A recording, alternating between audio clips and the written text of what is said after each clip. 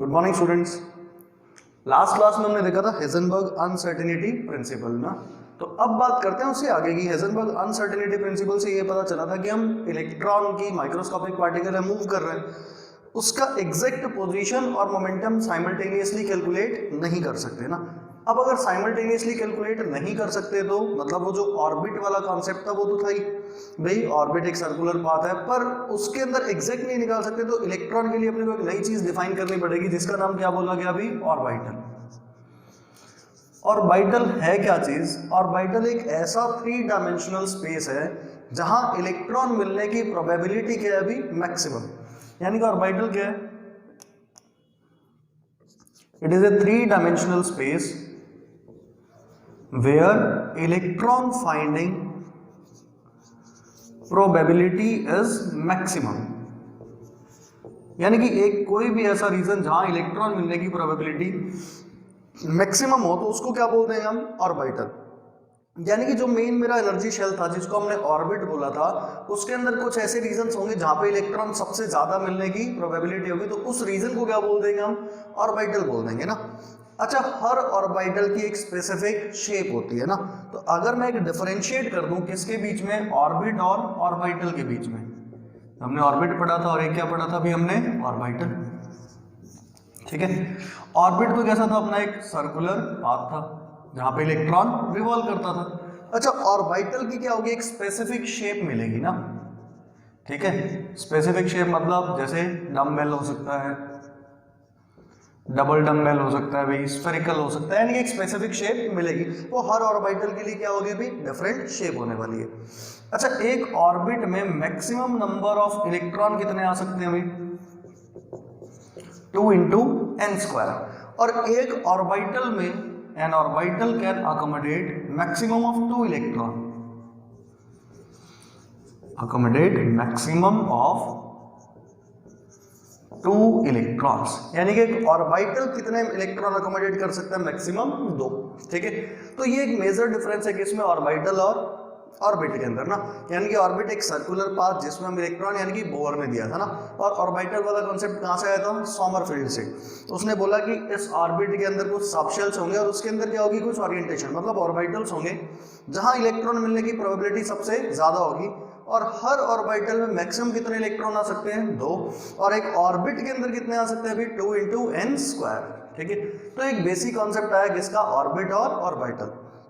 ठीक है, अच्छा उसके बाद क्या हुआ, एक वेव मैकेनिकल मॉडल इंट्रोड्यूस किया गया, तो उसकी बात करते हैं ना। अब नेक्स्ट स्टार्ट करते हैं वेव मैकेनिकल मॉडल ना। अच्छा, वेव मैकेनिकल मॉडल दिया किसने था, प्रपोज्ड बाय स्क्रॉडिंगर। ठीक है भाई। अच्छा, इसने क्या अज्यूम करा भाई, इलेक्ट्रॉन को एज ए वेव कंसीडर करा और उस वेव की एक इक्वेशन डिराइव करी ना। यानी कि इसने क्या माना भाई, considered electron as a wave and derived a wave equation, और उस वेव की क्या लिखी, एक इक्वेशन लिखी ना। ठीक है, उस वेव इक्वेशन को सिर्फ देखा होना चाहिए कि वेव इक्वेशन अपनी होती कैसी है ना। श्रोडिंगर वेव इक्वेशन बोलते हैं, वो होता है d² ψ/dx² dy² d² ψ/dz², 8π² m/h² e - u × ψ = 0। ठीक है, तो यहाँ सारी चीजें डिफाइन करते हैं। ये जो साई है इसको क्या बोलते हैं अभी हम, वेव फंक्शन। ठीक है, ई यहाँ पे क्या है अभी, total energy associated with electron. यहाँ पे यू क्या चीज है अपनी भी, potential energy associated with electron. ठीक है, तो यानी कि एक डबल डिफरेंशियल इक्वेशन है ये। तो कहता है जब इस इक्वेशन को सॉल्व किया गया तो अपने को 30 के जो सॉल्यूशंस मिले उनको क्या बोला गया, क्वांटम नंबर्स। और उस क्वांटम नंबर की हेल्प से हम क्या बता सकते हैं कि इलेक्ट्रॉन कौन से ऑर्बिट में होगा, मतलब कौन सा उसका मेन एनर्जी शेल होगा, फिर वो कौन से सब शेल में होगा, फिर वो कौन से ऑर्बिटल में होगा, यानी कि किस 3D ओरिएंटेशन में इलेक्ट्रॉन क्लाउड एग्जिस्ट करेगा ना। तो वो सारी बातें कहां से पता चली, इस वेव इक्वेशन के सॉल्यूशन से ना। यानी कि अगर बात करें तो हम लिखेंगे solution of wave equation gives 3 quantum numbers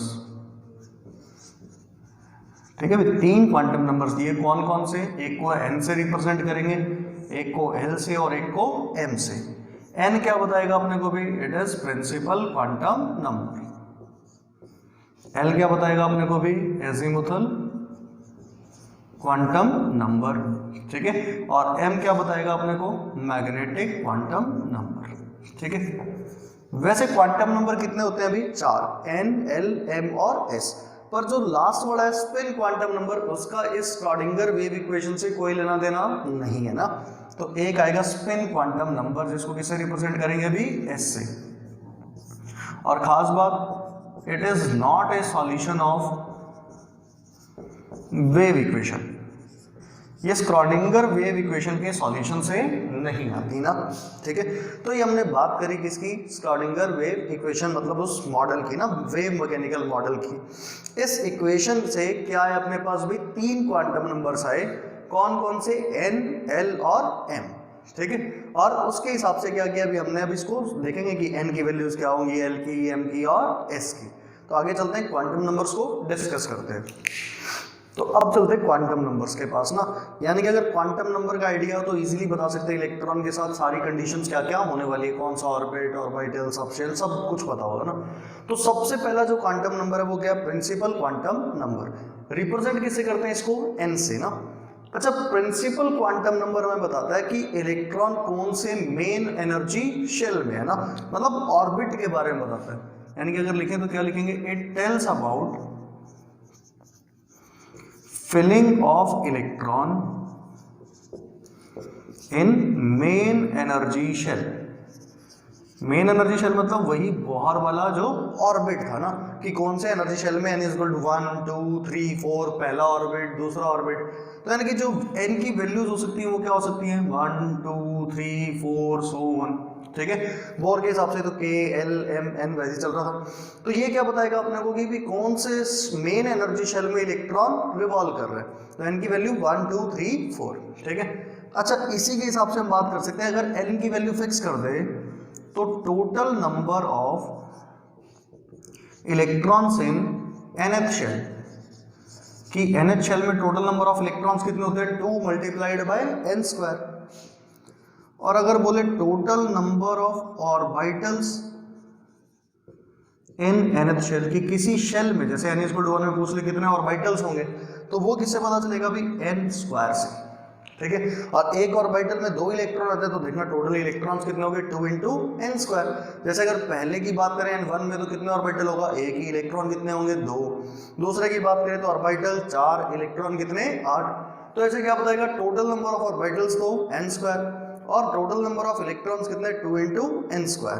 तो ये पहले का था कौन सा, प्रिंसिपल क्वांटम नंबर, ठीक है। फिर अगर चलें दूसरे पे, दूसरा क्या अभी अपना क्या बोलते हैं उसको, एजीमुथल क्वांटम नंबर। या देखना इसका एक और नाम भी होता है, इसको क्या बोल देते हैं, orbital angular momentum quantum number, ठीक है। क्योंकि इससे हम किसी भी इलेक्ट्रॉन का अगर वो ऑर्बिटल के अंदर प्रेजेंट है तो कितना एंगुलर मोमेंटम होगा वो पता लगा सकते हैं ना। अच्छा, एजीमुथल क्वांटम नंबर को रिप्रेजेंट किससे करते हैं भाई, L से, ठीक है। तो अगर इसकी बात करें तो ये क्या बताता है, it tells about filling of electron in subshell, ठीक है। यानी कि उस मेन एनर्जी शेल में कौन से सबशेल में घूम रहा होगा ना, इस सबशेल की से हम शेप भी पता लगा लेंगे कि उस सबशेल की शेप कैसी होती है, ठीक है। तो अगर L की वैल्यू 0 हुई तो उस सबशेल का नाम क्या था अभी, S, ठीक है। और बोल देता है S स्टैंड्स फॉर शार्प, ठीक है। अगर L की वैल्यू 1 हुई तो कौन सा सबशेल भी, P subshell, P stands for principal. L की वैल्यू 2 हुई तो कौन सा होगा भी, D subshell, and it stands for diffused. और L अगर 3 हुआ तो कौन सा आएगा भी, F सबशेल। और ये वर्ड कहाँ से आया था भी, इसको बोलते हैं it is derived from word fundamental, ठीक है। और ऐसे चलता जाएगा, L4 तो F के बाद G, H, so on, ठीक है। पर अभी तक अपने को ध्यान कहाँ रखने अभी एफ सब शेल तक ना, यानी कि एल की वैल्यू 0 हुई तो एस सब शेल रहा होगा, एल की वैल्यू 1 हुई तो पी सब शेल, 2 हुआ तो डी, 3 हुआ तो एफ। तो ये तो वैसे ही पता चला। अब एक सब शेल के अंदर कितने ऑर्बिटल्स होंगे, ठीक है, उस ऑर्बिटल में यानी कि टोटल फिर नंबर ऑफ इलेक्ट्रॉन्स एक और सब शेल के अंदर कितने आ सकते हैं, और फिर उसकी शेप की बात कर लेते हैं ना अभी। तो अब फिर आगे बात करते हैं कि एजीमुथल क्वांटम नंबर से सब शेल पता चल गया कौन सा है। तो अगर मेरे को निकालने हो total number of orbitals in a subshell, कि एक सब शेल में कितने नंबर ऑफ ऑर्बिटल्स होते हैं, वो किसके बराबर आएगा 2l+1 के बराबर ना। और अगर बोलते total number of electrons in a subshell, तो वो क्या हो जाएगा अभी एक में ऑर्बिटल में 2 इलेक्ट्रॉन, तो नंबर ऑफ ऑर्बिटल 2l+1, तो ये कितना गया 2 × 2l+1। तो एक एक करके सभी के लिए बात कर लेते हैं। मान लो एस सब शेल था, इसके लिए मेरे को पता था एल की वैल्यू क्या होगी अभी 0। तो इसमें अगर मैं बात करूं नंबर ऑफ ऑर्बिटल्स की, तो नंबर ऑफ ऑर्बिटल्स कितने आएंगे इसमें भी 2 × 0, 0+1 कितना भी 1, और number of electrons, maximum number of electrons कितने आ सकते हैं इसमें भी 2, ठीक है, ये पहली बात होगी। अच्छा, फिर अगर बात करूं मैं एस के बाद कौन सा सब शेल भी पी सब शेल, पी सब शेल के लिए एल की वैल्यू कितनी होगी भी 1 होगी, तो नंबर ऑफ ऑर्बिटल्स कितने होंगे अभी इसके अंदर, काउंट करो 2 × में 1+1 कितना हो गया अभी 3, और नंबर ऑफ इलेक्ट्रॉन्स यानी कि मैक्सिमम इलेक्ट्रॉन्स होंगे अकोमोडेट कर सकता जो, तो 3 × 2 कितना भी 6। फिर चलें अगर डी सब शेल के पास, एल की वैल्यू 2, तो नंबर ऑफ ऑर्बिटल्स कितने होंगे इसके अंदर भी 5, और टोटल नंबर ऑफ इलेक्ट्रॉन्स कितने हो जाएंगे अभी 10, ठीक है। फिर चलो अगर एफ सब शेल के पास, तो एल की वैल्यू कितनी है अपने पास भी 3, तो टोटल नंबर ऑफ ऑर्बिटल्स कितने इसके में भी 7, और टोटल नंबर ऑफ इलेक्ट्रॉन्स कितने आ जाएंगे भी इसमें 14। तो ये मैक्सिमम इलेक्ट्रॉन अकोमोडेट कर सकते हैं ना, एस में 2, पी में 6, डी में 10 और एफ में 14, ठीक है। अब मेन बात है कि कौन से मेन एनर्जी शेल में कौन कौन से सब शेल एग्जिस्ट कर सकते हैं। अब ऐसा तो नहीं होगा n = 1 में s b p b d f सब कुछ हो, तो कौन से मेन एनर्जी शेल में कौन कौन से ऑर्बिटल्स होने वाले, मतलब कौन कौन से सब शेल्स होने वाले हैं, ठीक है। तो अगर मैं बात करूं for a particular value of n, यानी कि अगर मैं n की वैल्यू क्या कर दूं फिक्स, जैसे 1 कर दिया, 2 कर दिया, 3 कर दिया, तो जो परमिटेड वैल्यूज ऑफ l है वो क्या क्या होंगी, permitted values of l are 0 to n-1, यानी कि n और l की वैल्यू कभी सेम नहीं हो सकती ना, क्योंकि अगर n की वैल्यू 2 है तो ये मैक्सिमम कहाँ तक जाएगा 1 तक ना, 0 से लेके कहाँ तक हो सकता है n-1 तक। तो अगर मैं बोलूँ n 1 है तो l की वैल्यू क्या होगी सिर्फ 0, तो कौन सा सब शेल एग्जिस्ट करेगा s, O2 एग्जिस्ट करेगा n = 1 में।